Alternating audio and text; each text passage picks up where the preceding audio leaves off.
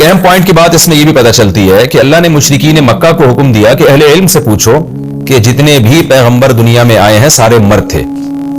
اس سے اہل علم کی فضیلت بھی معلوم ہوتی ہے. حالانکہ جن اہل علم کی بات ہو رہی ہے وہ تو یہود و نصارہ تھے, اہل کتاب تھے, لیکن بہرحال نالج تھی ان کے پاس. انہیں پتا تھا کہ بھئی پیغمبر ہمیشہ سے انسان ہی آتے رہے ہیں, فرشتے پیغمبر نہیں آتے. تو اس سے ہمیں یہ بھی پتا چلتا ہے کہ جو جس کی فیلڈ ہے نا, اس فیلڈ میں اس کی اتباع کی جائے گی. اسی کو تقلید بھی کہا جاتا ہے. تقلید کا کیا مطلب؟ ایک تقلید حرام تقلید ہے جس کو اندھی تقلید کہتے ہیں, کہ آپ جس کے کو فالو کر رہے ہیں آپ کو اس کے برحق ہونے کی آپ کے پاس کوئی دلیل نہیں ہے. اور ایک تقلید وہ ہے جو جائز تقلید ہے, بلکہ واجب تقلید ہے. وہ یہ ہے کہ آپ جس چیز میں فالو کر رہے ہیں نا کسی شخصیت کو, وہ شخصیت اس چیز میں کامل علم رکھتا ہے. تو ایسے موقع پہ اہل علم کو فالو کرنا قرآن نے اس کا حکم دیا, کیونکہ قرآن کہہ رہے ہے اہل علم سے پوچھو اگر تمہیں معلوم نہیں ہے. تو کیا مطلب, کیا پوچھو؟ وہ پوچھو جو جس کا علم ان کے پاس ہے. تو فقہا کے پاس فقہ کا علم ہوتا ہے, تو فقہ کا علم اسی آیت سے ہمیں پتہ چلتا ہے کہ فقہا سے پوچھا جائے گا حلال و حرام کے مسائل. میڈیکل سائنس کا علم ڈاکٹروں کے پاس ہوتا ہے, حکمت کا علم حکیموں کے پاس ہوتا ہے. تو جو بھی جس فیلڈ کا ماہر ہے نا, اس آیت کے بارے میں اجماع ہے پوری امت کا کہ اس آیت سے تقلید بھی ثابت ہوتی ہے, جو جائز تقلید ہے. ایک حرام تقلید ہے, میں اس کی بات نہیں کر رہا, وہ جو باپ دادا کی اندھی تقلید کیا کرتے تھے مشرکین مکہ. اس آیت سے علماء کی تقلید بھی ثابت ہوتی ہے. اس آیت سے فقہا کی بھی, محدثین کی بھی. علم حدیث میں جب سند کی بحث آئے گی تو محدثین سے رابطہ کیا جائے گا, اور جب تاریخ کا علم آپ نے حاصل کرنا ہے تو مورخین سے رابطہ کیا جائے گا, مورخین کی کتابیں پڑھی جائیں گی. تو یہ جو آج کل ایک اوٹ پٹانگ قسم کی ایک سوچ چل پڑی ہے نا کہ ہم ہر چیز میں خود تحقیق کریں گے پھر ہم فیصلہ کریں گے, حالانکہ آپ کے پاس تحقیق کا علم ہی نہیں ہے. کیونکہ کسی بھی شعبے میں تحقیق کے لیے ایک خاص درجے کی نالج ہو, پھر انسان میں تحقیق کی صلاحیت پیدا ہوتی ہے. تو جو اس شریعت کے پیچیدہ مسائل ہیں ان میں تحقیق کے لیے ایک خاص درجے کی نالج ہوگی تو آپ تحقیق کے اہل ہوں گے. تو وہ نالج حاصل کرتے نہیں ہیں اور ڈائریکٹ جو ہے وہ تحقیق کرنا شروع کر دیتے ہیں. اس کی مثال ایسے جیسے میڈیکل سائنس میں جب تک آپ ایک خاص ایک علم تک نہ پہنچ جائیں, اس سے پہلے آپ پیناڈول کے بارے میں تحقیق نہیں کر سکتے کہ یہ کیا ہے. تو آپ کریں گے تو مار کھائیں گے آپ. تو یہی حال فقہ کا بھی ہے, یہی حال حدیث کا بھی ہے, یہی حال قرآن کا بھی ہے, یہی حال جتنے بھی علوم ہیں ان تمام علوم کا ہے. تو جب تک اس لیول کی نالج آپ کے پاس نہیں ہوگی آپ تحقیق کے اہل ہی نہیں ہوں گے. جب اہل ہی نہیں ہے تو آپ کریں گے کیسے؟ ہاں کچھ موٹے مسائل جو ہوتے ہیں, عقیدے کی بات ہے یا بیسک اسلام کے حلال و حرام کے مسائل کا علم ہے, اس میں ایک عام آدمی بھی تحقیق کر سکتا ہے. جیسے کہ صحت کے جو بنیادی چیزیں ہیں, موٹی باتیں, ان میں تو ایک عام آدمی بھی تحقیق کر سکتا ہے. لیکن جب آپ باریکیوں کی طرف جائیں گے تو ایک عام آدمی کو ڈاکٹر پہ اعتماد کرنا پڑے گا, علم حدیث کے معاملے میں محدث پر اعتماد کرنا پڑے گا, اور فقہ کے معاملے میں فقہا پر اعتماد کرنا پڑے گا. کیونکہ قرآن کہہ رہے فاسألوا اہل الذکر, تم اہل علم سے پوچھو. تو ظاہر ہے پوچھا اس لیے جاتا نا کہ عمل کیا جائے اس کے اوپر. تو یہاں پوچھنے کا مطلب یہ ہے کہ پوچھ کر اس پر عمل کرو. تو اللہ مشرکین مکہ سے کہہ رہے ہیں کہ تم اہل علم سے پوچھو اگر تمہارے پاس علم نہیں ہے, تم ہسٹری نہیں جانتے, تمہارے پاس آسمانی کتابیں نہیں ہیں, تو جن کے پاس ہیں ان سے یہ بات پوچھو, وہ تمہیں بتائیں گے کہ جتنے بھی پیغمبر پہلے آئے ہیں وہ تمام کے تمام, ان میں سے کوئی بھی پیغمبر فرشتہ نہیں تھا, فرشتے نہیں تھے وہ. تو یہ جو تواتر سے خبر چلی آ رہی ہے نا اہل کتاب میں, یہ خبر حجت ہے. یہاں ایک بات کا ایک اشکال ہوتا ہے کہ جو ہے یہ جو عیسائی تھے یہ تو عیسیٰ علیہ السلام کو بشر نہیں مانتے تھے, یہ تو اللہ کا بیٹا مانتے تھے, ان میں الوہیت کے قائل تھے. تو وہ تو عیسیٰ علیہ السلام کے بارے میں یہ نہیں کہیں گے کہ وہ بشر تھے. تو خوب سمجھ لیں کہ جب عمومی طور پر اہل علم سے پوچھا جائے گا نا, تو جو تواتر کے ساتھ جو علم حاصل ہوگا وہ علم یہی حاصل ہوگا کہ جب سارے پیغمبر بشر تھے تو عیسیٰ ابن مریم بھی بشر تھے.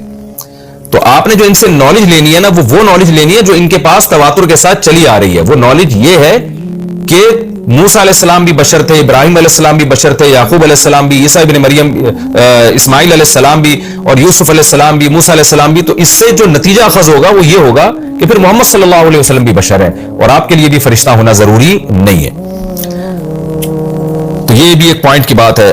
البتہ ایک اشکال اس پر ہوگا کہ جب اللہ تعالیٰ نے اہل علم کی تقلید کا حکم دیا, فاسألوا اہل الذکر ان کنتم لا تعلمون, تم علم نہیں ہے تو ان سے پوچھو, یعنی جو وہ بتائیں اس کو فالو کرو. تو عیسائی تو حضرت عیسیٰ علیہ السلام کو اللہ کا بیٹا کہتے ہیں, وہ تو بشر نہیں مانتے, تو کیا ہم اس میں ان کو فالو کریں گے؟ تو خوب سمجھ لیں کہ جو چیز تواتر کے خلاف ہوتی ہے نا, اس میں کسی صاحب علم کو فالو نہیں کیا جاتا. یہاں تقلید حرام ہے. تو یہ بات تواتر سے ثابت ہے اور عقل کے لحاظ سے بالکل 2 اور 2 4 کی طرح بدیہی ہے کہ خدا کا کوئی ہم مثل نہیں ہے. جب خدا کا کوئی ہم مثل نہیں ہے تو لم یلد ولم یولد، نہ اس نے کسی کو جنا نہ وہ کسی سے جنا گیا. تو اہل علم کی وہ بات جو تواتر کے خلاف ہو اس میں اہل علم کو فالو نہیں کیا جاتا، پھر یہ حرام تقلید کہلاتی ہے. جیسے کوئی مجتہد کہہ دے کہ 5 نمازیں اسلام میں نہیں ہیں، یا اسلام میں روزہ نہیں ہے، یا اسلام میں زکوٰۃ نہیں ہے، تو پھر یہاں اہل علم کو فالو نہیں کیا جائے گا، کیونکہ یہ تواتر کا مطلب جمع غفیر ایک چیز نقل کرتا چلا آ رہا ہے.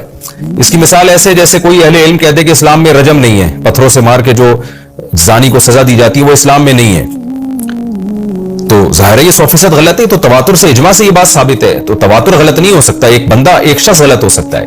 تو فاسألوا اہل الذکر ان کنتم لا تعلمون کا مطلب وہ چیزیں جن میں تقلید جائز ہے ان میں اہل علم کی تقلید کرو. جہاں کسی اہل علم کا غلط ہونا تواتر سے ثابت ہو جائے اور تو وہ تو پھر اس کا غلط ہونا ثابت ہوگا.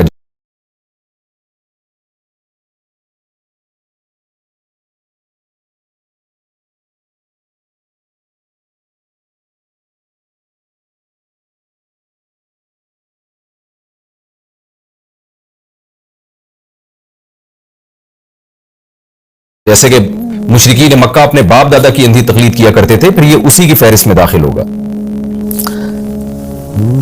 اور ایک اہم نقطے کی بات جو اگلی آیت وَأَنزَلْنَا إِلَيْكَ الذِّكْرَ لِتُبَيِّنَ لِلنَّاسِ مَا نُزِّلَ إِلَيْهِمْ، بہت اہم نقطے کی بات ہے کہ ہم نے اے نبی آپ پر کتاب کو نازل کیا، قرآن کو، لِتُبَيِّنَ لِلنَّاسِ، تاکہ آپ لوگوں کو بیان کرے کہ کیا نازل ہوا ہے. یعنی ایکسپلین کون کرے گا؟ نبی صلی اللہ علیہ وسلم.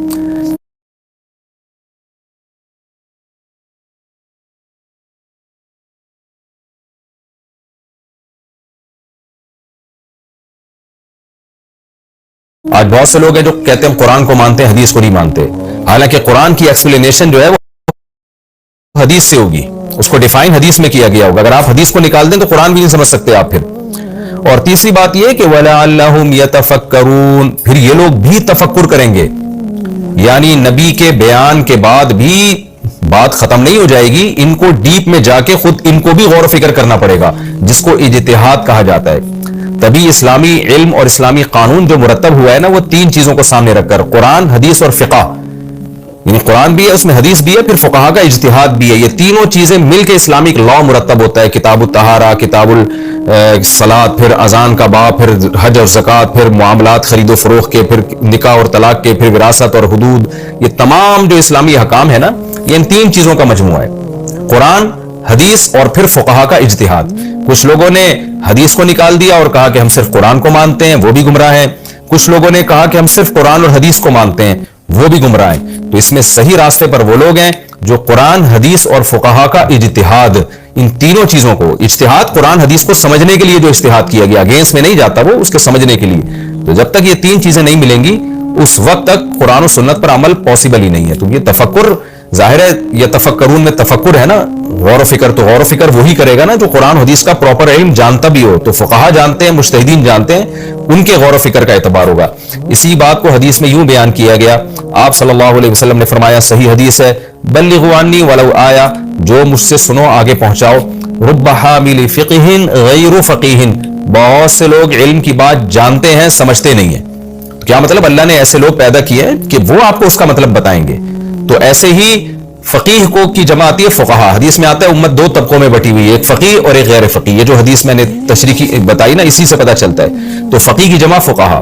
تو جو کہتے ہیں ہم فقہا سے نہیں پوچھیں گے، فقہ شقہ کچھ نہیں ہوتا، تو وہ قرآن کی اس آیت کے بھی منکر ہیں. تو تفکر دونوں طرح سے ہوگا، اس میں بھی کہ ہم نے عمل کیسے کرنا ہے. اگر ہم